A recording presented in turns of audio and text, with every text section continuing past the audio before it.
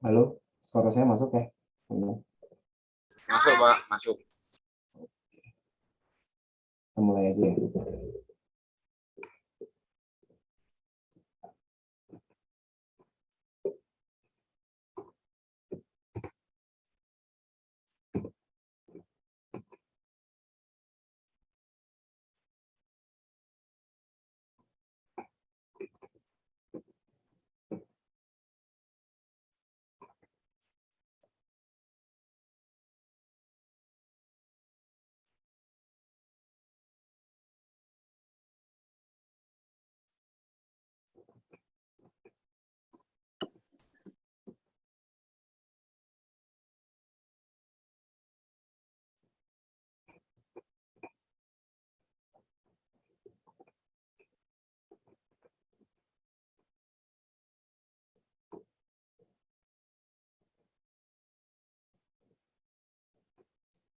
Oke, eh, saya buka ya. Assalamualaikum warahmatullahi wabarakatuh.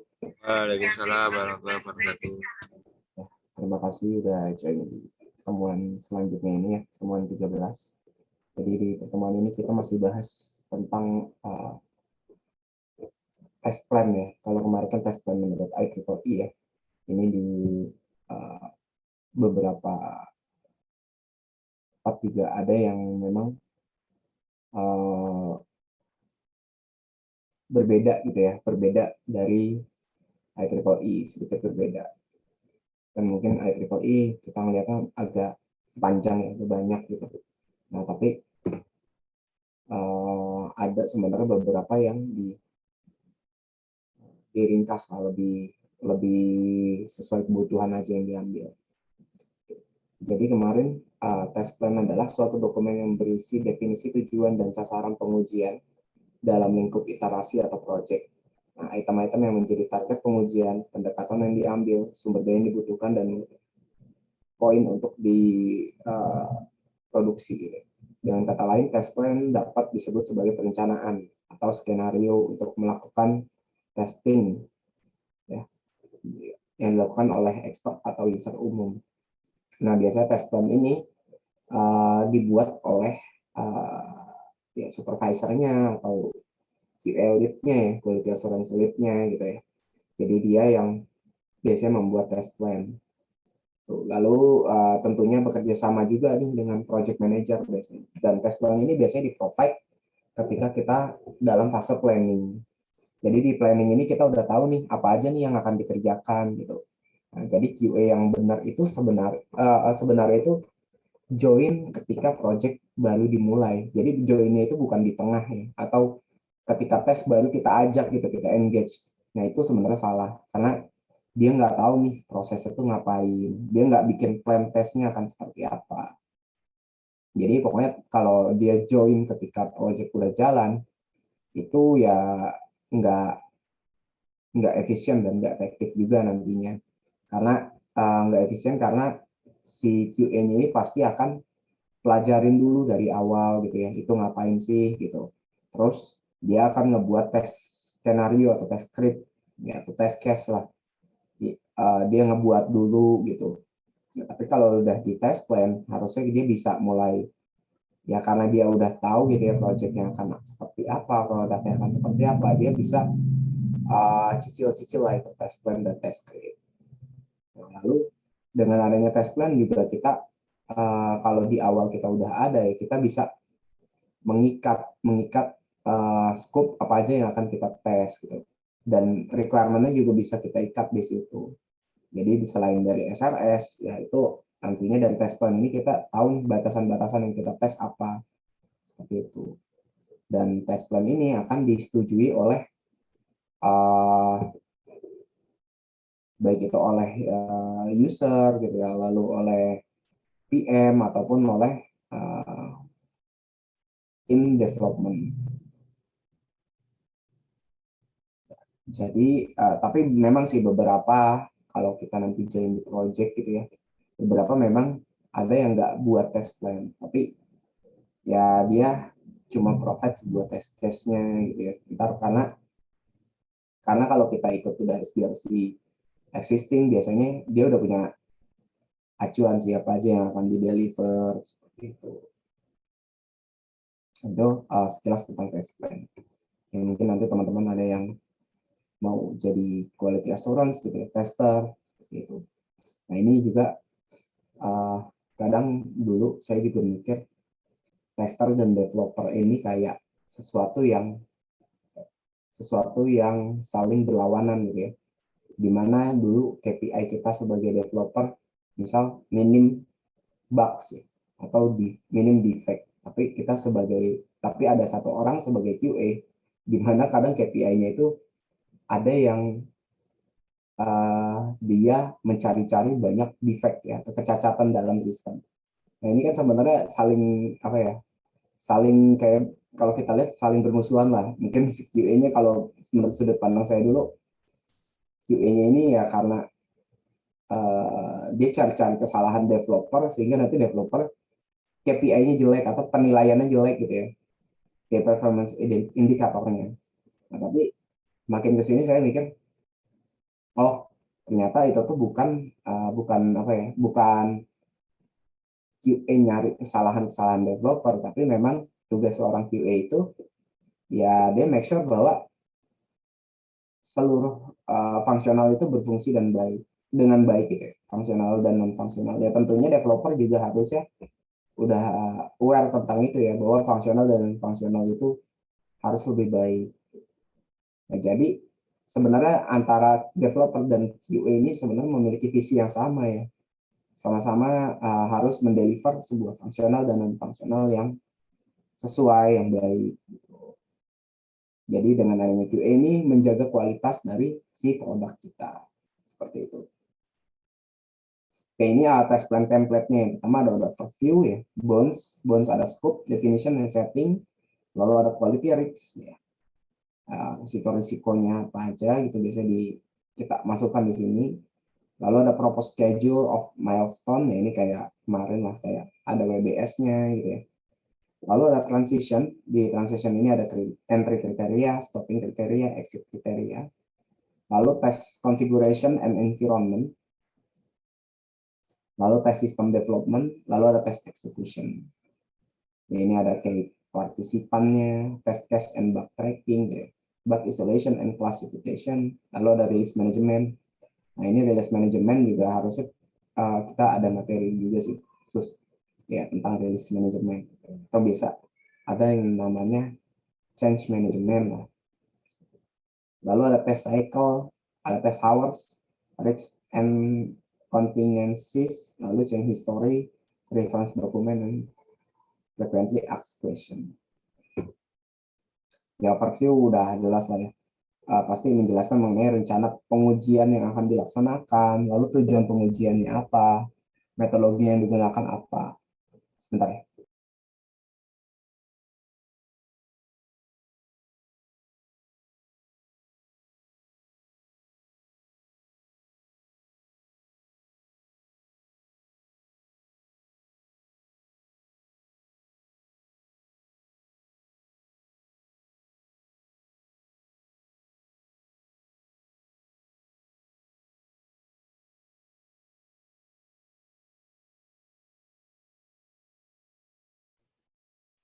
Oke, sorry. Oke, Pak. Lanjut. Metodologi yang digunakan apa, lalu objek pengujiannya itu apa, gitu. Arsitektur sistem yang diuji, dan pembagian sistem untuk melakukan pengujian unit dan integrasi. Jadi di sini tuh kita menjelaskan secara high level ya. Kita belum menjelaskan mungkin secara detail. Kita secara high level ini di sini kita bercerita nih rencana pengujian kita tuh seperti apa gitu ya. Modulnya apa aja itu adanya di sini. Lalu tujuan pengujiannya juga apa? Ini juga harus ada di sini. Tapi kita nggak bicara soal detail, uh, nggak bicara soal detail seluruh modulnya mungkin ya nantinya. Jadi misalkan kita pengujian sisi misal database gitu ya. Apakah field-nya sudah sesuai atau belum, itu digambarkan di overview.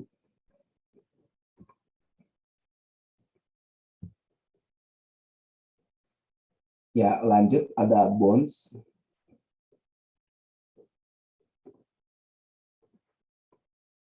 Ya, lanjut ada bonds. Bonds itu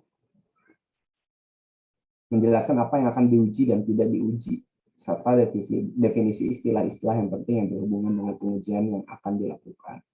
Jadi kalau di bonds itu kan tadi pertama ada scope ya, scope atau ruang lingkup. Scope atau ruang lingkup, jadi suatu pembatasan mengenai hal-hal yang diperhatikan dan tidak diperhatikan selama proses pengujian. Lalu dinyatakan ya sebagai apa ya, ya atau tidak aja sih. Jadi apa yang diuji, apa yang enggak, itu aja. Nah, lalu definition di dalam bonds ini ada definition. Definition ini adalah istilah-istilah khusus yang berguna dalam proses pengujian harus didefinisikan dalam perencanaan pengujian. Jadi di sini istilah-istilah khususnya apa aja yang ada gitu. Lalu ada setting, di dalam bonds ini ada setting menjelaskan lokasi tempat proses pengujian akan dilakukan dan testing dapat dinyatakan dalam bentuk diagram. Jadi di sini lokasi, setting itu lokasi atau tempat. Gitu. Ya, lalu ada selanjutnya ada quality risk ya. Quality risk itu adalah berisi daftar risiko kualitas yang didapat melalui analisa informal maupun formal. Ya, jadi risiko-risiko apa aja nih yang akan ada dalam testing ya terkait kualitasnya, kualitas dari produknya. Ini berbeda dengan risk register. Kalau risk register mungkin secara keseluruhan project ya. Jadi kemarin kan di dalam project management ada yang namanya risk register. Kalau risk register itu risiko-risiko terhadap keseluruhan project dan mungkin dari sisi operasionalnya, dari sisi bisnisnya atau dari sisi teknikalnya. Nah, kalau ini risiko-risiko yang berupa kualitas dari produknya, risiko apa aja yang akan mempengaruhi kualitas dari produknya. Nah, itu perlu didaftarkan dalam quality risk tersebut. Lalu berisi rangkuman dari hasil analisa risiko kualitas yang telah dilakukan sebelumnya atau memberikan referensi ke pembaca untuk melihat ke dokumen analisa risiko kualitas. Gitu. Karena apa? Dalam test plan ini nantinya yang baca nggak cuma kita, tapi ada user juga, karena di dalam UAT ya, kemarin masih ingat nggak ada UAT ya, user acceptance test, itu yang melakukan adalah user. Nah, user itu acuannya bisa ke dalam dokumen test plan ini. Di user itu melakukan tes berdasarkan test plan, lalu dia itu secara tanggung jawab ya dia posisinya ada di sebagai pelaksana kalau di dalam UAT. Ya, dia itu sebagai pelaksana. Jadi ketika UAT-nya user sebagai pelaksana, kita misalkan sebagai QA itu kita mendamping aja atau mensupportnya aja. Ya, karena kalau user yang melakukan UAT itu kan biasanya lebih bebas ya. Lebih bebas lah, karena dia yang tahu produknya ya dia yang harus tes gitu.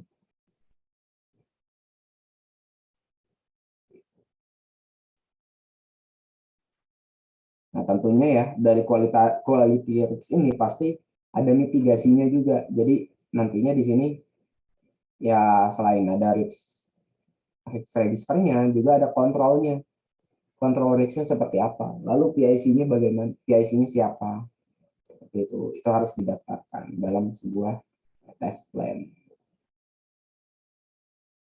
Oke, propose schedule for milestone yang menjelaskan mengenai jadwal pelaksanaan pengujian aplikasi web atau mobile. Ya, informasi-informasi tersebut dapat diperoleh dari hasil work breakdown struktur ya. Teman-teman ada yang tahu WBS kan nih? Pernah lihat belum contoh WBS? Belum, Pak.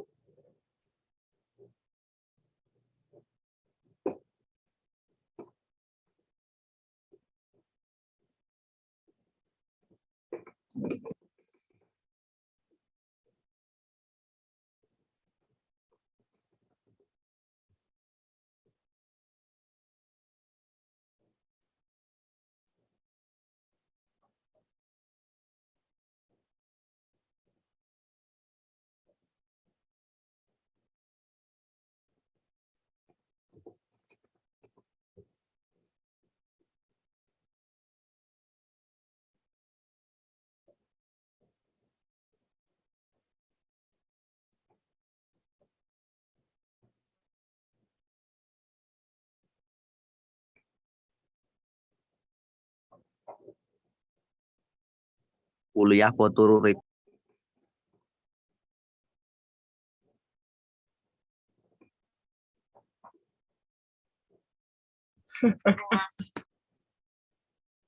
HP ini disaut tadiku, Mas.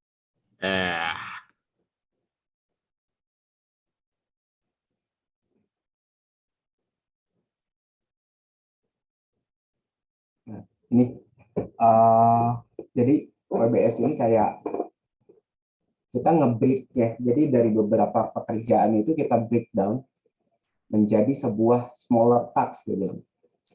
Breaking work into smaller tasks is a common productivity technique used to make the work more manageable gitu ya. Jadi WBS ini adalah sebuah tools untuk mengutilize teknik dalam project management dokumen gitu ya. Jadi di dalam work breakdown struktur itu seperti ini. Jadi kita punya construction of a house gitu ya, kerjaannya apa, misal quality testing gitu ya. Ya ini ada work budget gitu, tapi ini contohnya di ini ya di WBS di project management. Nah nanti di sini kelihatan nih kita menjabarkan di dalam project ini tuh kita ada test apa sih di sini, smaller task-nya apa, seperti itu.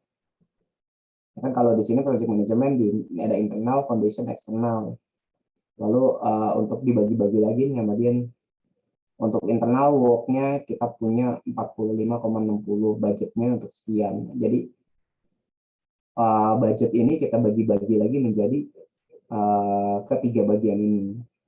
Nah sama di QA juga kita bisa dalam bentuk WBS atau teman-teman pernah dengar ada yang namanya Gantt chart ya. Gantt chart harusnya ya.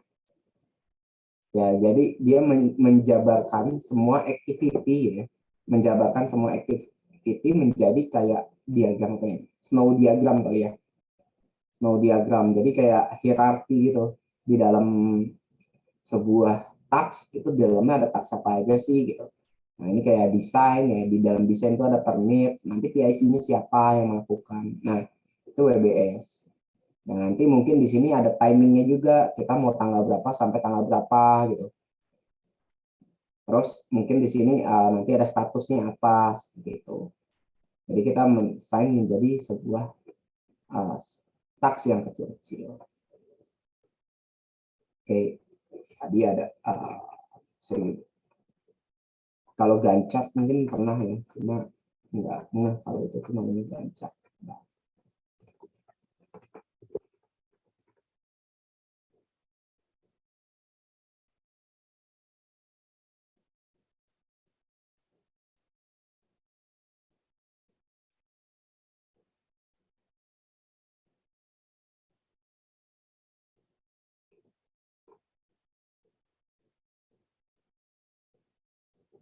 Atau di dalam test plan juga kita bisa buat dalam bentuk Gantt chart.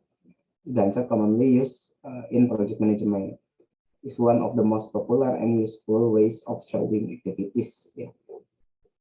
Useful ways of showing activities, tasks, or event display against time.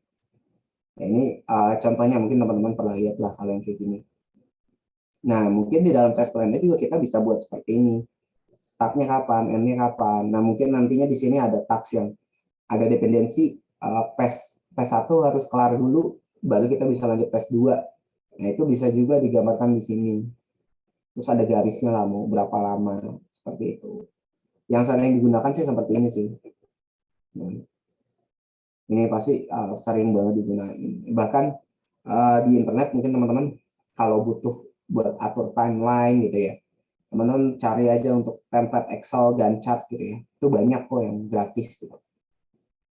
Teman-teman bisa cari itu. Oke, nah ini ada semacam task name ya, task name, lalu ada duration, lalu ada startnya kapan, endnya kapan. Biasanya nih kalau udah yang template nih, kita tinggal settingnya startnya kapan, endnya kapan. Karena otomatis si days ini akan ngitung. Tapi mungkin dia nggak ngitung hari libur. Nah itu teman-teman cari sendiri bagaimana caranya. Supaya hari libur kita bisa skip. Oke, nah ini ada garisnya juga ya, jadi ketahuan sampai mana. Nah mungkin di sini nanti ada status juga nih, biar kita bisa ada gambaran. Ini udah selesai atau belum, gitu. Ini udah selesai atau belum. Itu mungkin nanti di dalam test plan ada status. Gitu. Ya, misal task name yang pertama adalah modul customer gitu ya. P1 modul customer. Di dalamnya itu apa? Misal proses input customer, lalu proses edit atau maintenance customer. Lalu di sini ada proses delete customer. Seperti itu. Lalu di bawah mungkin ada proses download report customer. Lalu kapan? Itu gambaran nanti di test plan. Udah familiar lah ya, kalau Gancat mungkin udah pernah melihat sih di dalam kerjaan. Oke, nah kalau kita udah set ya, kita udah set schedule gitu ya. Kita udah set schedule dan milestone ya. Itu biasanya kita harus commit gitu ya dengan timeline yang kita buat. Kecuali memang ada dependensi dengan development yang belum selesai, itu kan resiko-risiko ya, ini balik lagi ke kemungkinan resiko terjadinya keterlambatan testing gitu ya. Ini bisa kita daftarkan di sini ya. Salah satunya development yang mundur gitu ya, karena kan kita nggak bisa tes. Nah, tapi nanti mungkin prakteknya kita nggak perlu nunggu selesai development dulu, kita bisa tes sebagian gitu ya. Per modul kita bisa tes, atau kita bisa melakukan tes yang lebih kecil lagi per unit gitu ya. Seperti itu. Nah, tadi lalu ada yang namanya transition ya, atau kriteria. Ya, ini mirip-mirip sama yang kemarin sih. Jadi saya masih yang kemarin aja. Item pass atau fail kriteria. Jadi berisi kriteria apa aja yang harus dipenuhi ya sebelum berlanjut ke fase berikutnya. Dan kriteria testing disebut gagal atau fail itu seperti apa sih kayak gitu. Itu harus digambarkan di sini.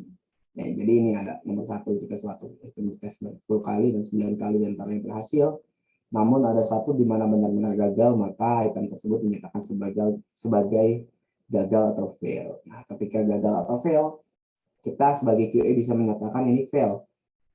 Nanti kita lempar balik ke development untuk melakukan bug fixing, seperti itu. Jadi nggak bisa jalan dulu lah istilahnya kayak checklistnya. Itu yang dari sini. Lalu ada test configuration and environment, menjelaskan mengenai dokumentasi, mengenai perangkat keras, perangkat lunak, jaringan, dan lokasi laboratorium ya. Bukan laboratorium, bukan lokasi buat testingnya yang akan digunakan dalam pengujian. Bukan laboratorium, kali yang lebih ke environmentnya testingnya. Selain itu akan dijelaskan juga tentang rincian konfigurasi yang diperlukan. Rincian konfigurasi yang diperlukan untuk beberapa jenis sistem pengujian. Ya ini memang kan yang benar itu adalah testing environment dan development environment itu terpisah gitu ya. Biasanya yang development ini dia mau ini datanya itu dari aplikasi masuk testing environment mungkin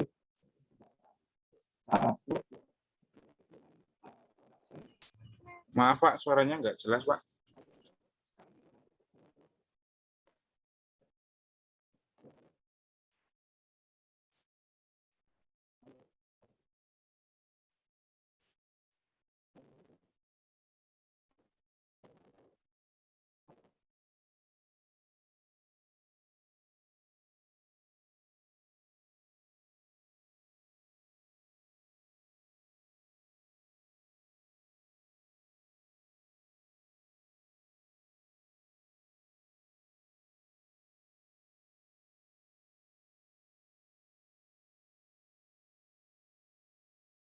halo halo sekarang bagaimana? Masih Dengar, Pak. dengar tapi agak kemresek. Oke, sekarang masih agak resek gitu ya, Dikit sih Pak. Sedikit, Pak. tapi masih aman lah ya. Aman Pak, aman. Lanjut. Amannya. Oke, sorry. Jadi sampai mana tadi ya? Oh, test configuration and environment. Jadi di dalam testing ini dia harus digambarkan nih environment-nya itu atau servernya itu yang kita pakai itu dibutuhkannya bagaimana gitu ya. Jadi misalkan mungkin di development secara hardware RAM-nya 8, di production misalnya RAM-nya 16 gitu ya. Maka di testing agar kita bisa sesuai dengan production, biasanya memang disesuaikan ya. Maka kita butuh environment yang 16 GB. Seperti itu. Nah, itu digambarkan di sini. Lalu secara data pun juga harus digambarkan. Misal di development banyak data dummy, di testing nanti datanya itu secara struktur sama dengan production gitu ya. Mirip. Secara entry datanya nanti nggak ngasal gitu ya. Kan kalau development banyak yang ngasal. Ya kayak nama customer kan kalau development kadang ada angkanya gitu ya. Tapi nanti mungkin di testing jangan seperti itu gitu. Angkanya jangan dimasukkan seperti itu. Jadi benar-benar kita seakan real di dalam production. Tapi bukan data production kita turunin ya. Yaitu nggak boleh juga sih sebenarnya itu. Kecuali memang datanya tuh di scramble dulu gitu, diacak-acak seperti itu. Ya lalu selain hardware dari spesifikasinya juga ternyata jaringannya juga perlu. Apalagi kita punya misal integrasi nih, kita punya integrasi dengan aplikasi lain yang melalui network, itu kan secara respon time-nya pasti nggak cuma dari spek hardware ya, pasti kan dari jaringan pun mempengaruhi. Nah, itu juga digambarkan di situ. Misal kita perlu bandwidth 10 giga atau berapa seperti itu. Ya, terus lokasi testingnya mungkin bisa di mana gitu ya. Lalu menggunakan LAN lalu ada di mana menggunakan Teams atau seperti apa. Nah, terus dijelaskan juga rincian konfigurasi yang diperlukan. Jadi dalam testing itu mau kita install aplikasi apa dulu gitu ya. Misal kita butuh automate testing, kita install Catalon gitu ya, Selenium, dan lain-lain itu kita perlu digambarkan. Atau di dalam testing kita perlu ada Word, Office ya. Itu perlu dijelaskan juga di sini. Kita butuh install Office, lalu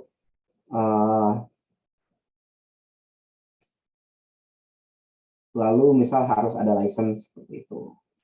Nah, balik lagi ke jaringan ya. Jadi di jaringan itu mungkin nanti nggak cuma soal apa ya bandwidth, tapi misalnya di integrasi kita harus open firewall gitu ya.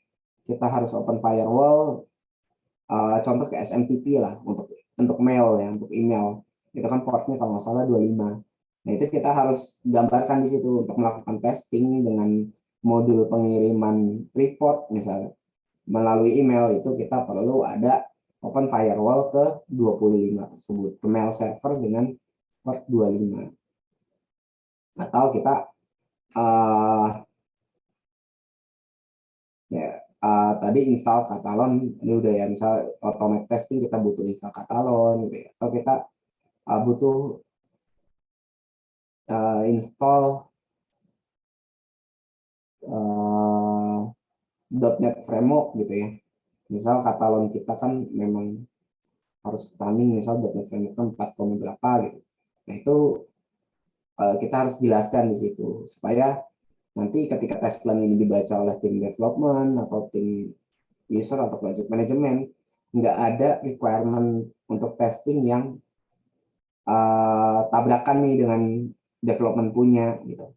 Jadi kita udah bisa raise isunya di depan gitu ya.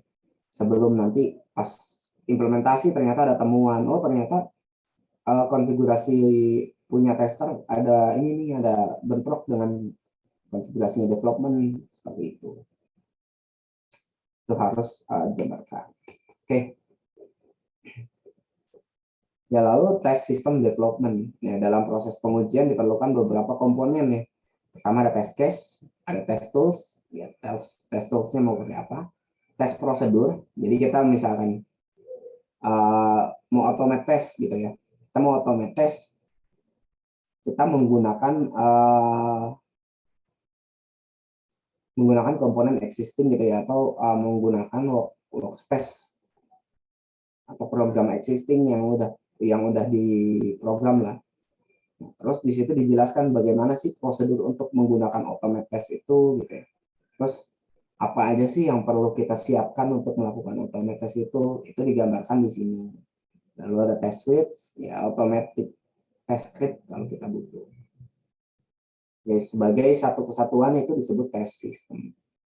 Selain itu perlu juga untuk menjelaskan bagaimana pengembangan komponen-komponen test system yang akan diperlukan saat pengujian. Ya, ini kalau kita punya contoh punya automate test gitu ya. Terus kita punya tools. Kita udah punya project automate test sendiri, terus ada use case baru nih. Ternyata automate test kita ini perlu ada pengembangan dulu nih supaya kita bisa melakukan testing. Nah, itu dijelaskan juga di situ. Kita akan ada pengembangan untuk automate test kita dalam untuk modul apa itu dijelaskan. Mungkin timeline-nya gitu ya dijelaskan. Timeline-nya mungkin dijelaskannya di sini. Ya, lalu ada test execution. Yang pertama di test execution tadi ada PI partisipan ya. Jadi yang pertama test execution itu adalah menjelaskan faktor-faktor yang penting yang berpengaruh terhadap pelaksanaan pengujian. Misalnya untuk melaksanakan pengujian diperlukan sumber daya dan sistem yang akan diuji dari luar. Lalu semua keperluan untuk melaksanakan pengujian tersebut dijelaskan pada bagian ini. Ya, tadi dalam test execution ada key partisipan, jadi menjelaskan anggota tim dalam pelaksanaan pengujian dan masing-masing perannya apa gitu dalam proses pengujian. Itu baik eksternal ya. Ya, biasanya di sini juga kita ada semacam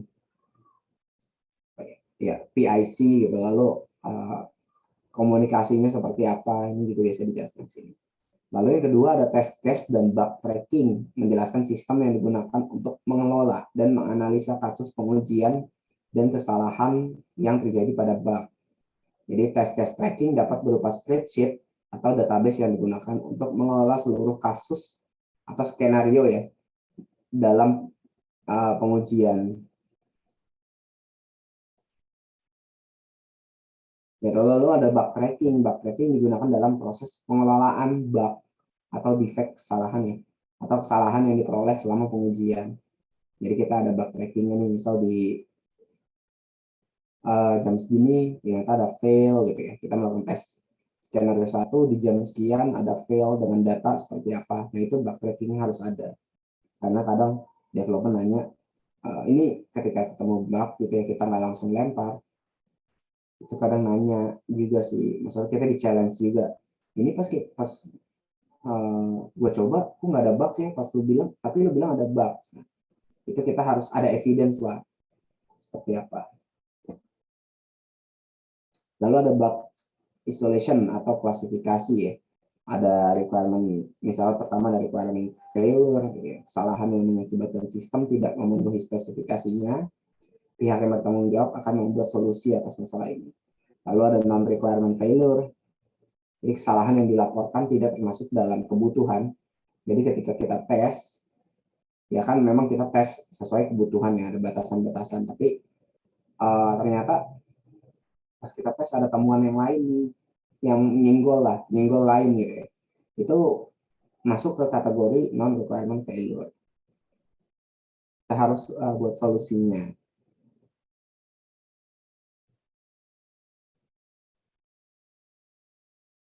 Oke, lalu tadi ada yang namanya test case ya, teman-teman. Ada yang namanya test case atau test script.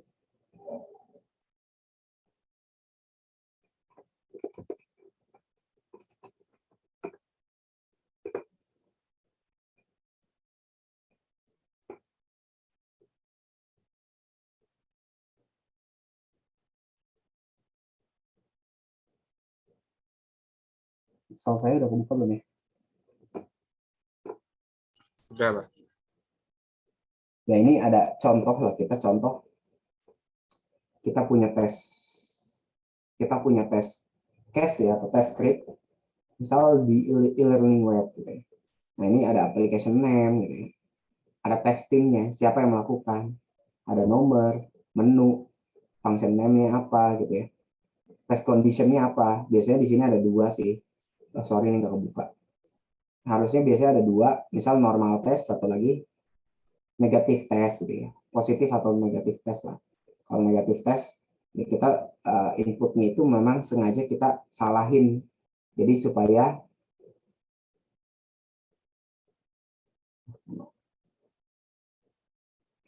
supaya ya memang kita sengaja dalam kondisi yang salah supaya kita melihat defect dari sebuah sistem. Jadi misalkan inputnya adalah input nama adalah huruf, di negatif testnya kita input sebagai angka seperti itu. Jadi biasanya memang ada pasangan-pasangan nih, satu normal test, satu negatif test seperti itu. Nah, ini ada contoh ya login, normal test, lalu tes stepnya adalah login e-learning web dengan email atau NIM dengan password yang sudah terdaftar. Tes execution-nya adalah melakukan testing login web e-learning TPS. Stepnya ngapain sih untuk testing ya? Yang pertama ada open web e-learning, lalu ada input username, ya, lalu input password, lalu klik button login.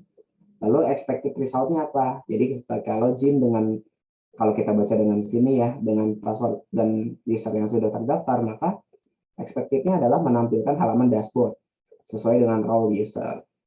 Nah, lalu ini bukan username ya, mungkin nantinya namanya tes data lah, tes data. Nah, jadi dalam melakukan tes login ini, data apa sih yang kita pakai gitu ya? Karena ini bicara soal login, loginnya dengan username ini, passwordnya ini. Ini sengaja saya bintangin seakan ini sih, seakan di encrypt. Tapi kadang nggak cuma ini aja cukup gitu ya, nggak perlu password. Nah, lalu nanti ketika selesai tes, kita tes dengan ini ya. Ini kan kita udah dapat nih kriterianya bagaimana untuk tesnya. Lalu statusnya apa ini? Sorry, ini harus terbalik. Ini di sini, ini di sini. Ini condition di sini, status di sini.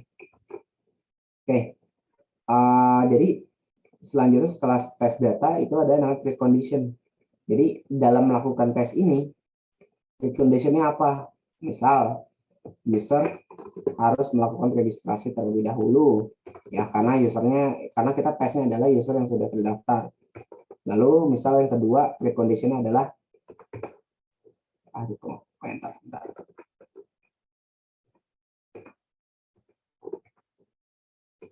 halaman web masih belum dalam keadaan login. Itu precondition itu kita jelaskan. Lalu setelah kita selesai tes, nah ini statusnya apa? Misal sukses atau fail, itu aja sih isinya. 2 sukses atau fail. Nah lalu biasanya nih ya, statusnya apa? Lalu di sini ada evidence, atau di sini isi screenshot sih. Bisa dibilang di sini isinya adalah screenshot, atau bisa disebut juga actual result. Jadi ketika kita selesai tes, misal statusnya adalah fail, statusnya fail, maka di sini kita taruh screenshotnya. Failnya itu apa? Failnya itu apa ya di sini? Itu dimasukkan seperti itu. Nah, ini contoh test case. Misal failnya adalah username gagal gitu ya. Nah, itu kita capture tuh screennya, kita masukin ke sini. Seperti itu. Itu sebagai evidence kita bahwa kita melakukan dan memang itu gagal. Dan memang terus biasanya di sini juga ada timestamp sih, kapan kita melakukan. Oke.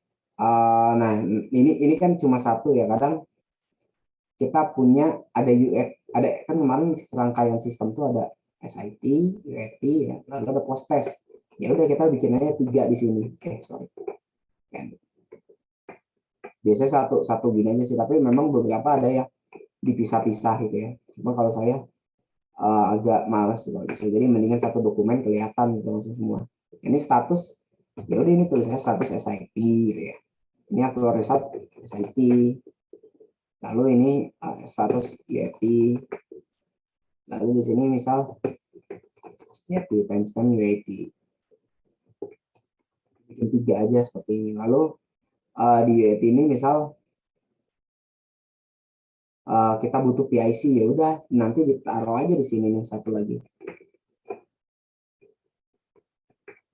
PIC SIT atau siapa yang melakukan lah. Seperti itu.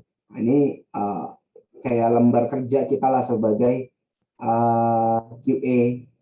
Jadi kita mantaunya dari sini. Oh, SIT-nya fail. Gambarnya failnya seperti ini. Kapan dilakukan, PIC-nya siapa. Lalu nanti ketika udah masuk UAT, ini juga diisi. Seperti itu ya. Kalau ada post test, tambahin lagi di sini 3. Tapi memang kalau file kadang ada yang dipisah sih untuk evidence. Jadi ini ada juga yang dipisah. Ada juga yang dipisah di dalam Word gitu ya. Jadi dia cuma, ini kan ada nomor. Nah, ini nomor 1, nanti di Word-nya test case nomor 1, evidence-nya apa. Nah itu bisa juga kayak gitu.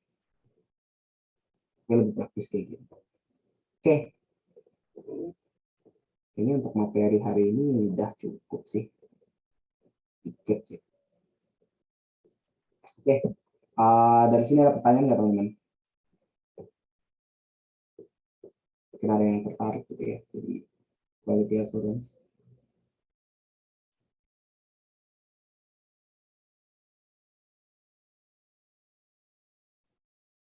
Oke.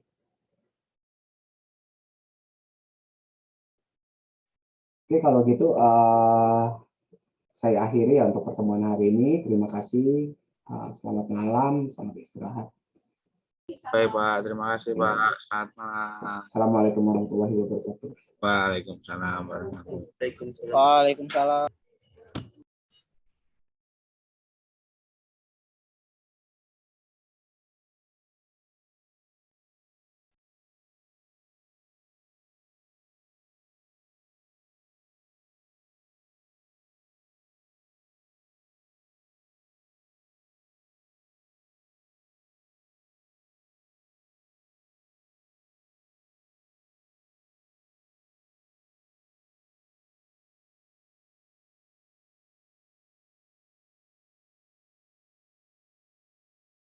Hadir.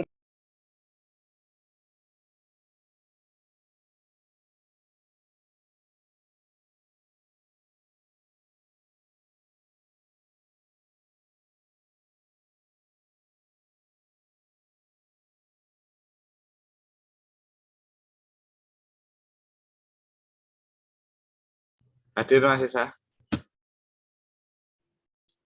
Apa deh? Mas Isa hadir. Hadir.